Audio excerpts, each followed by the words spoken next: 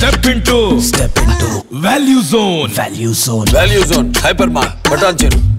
దొంగలందు ఈ దొంగలు వేరేయా నిరూపించారు నాగర్ కర్నూలుకు చెందిన దొంగలు.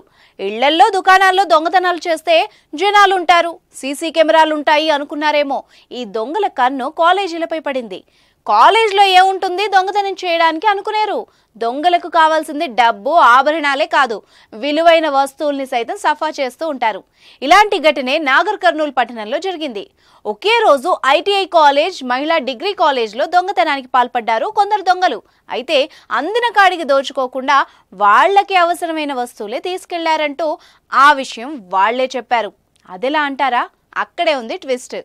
కాలేజ్లో కొన్ని కంప్యూటర్స్, ఎలక్ట్రిక్ వస్తువుల్ని ఎత్తుకెళ్లిన దొంగలు వెళ్తూ క్లాస్ రూమ్లో ఉండే బ్లాక్ బోర్డుపై ఆ విషయాన్ని రాశారు.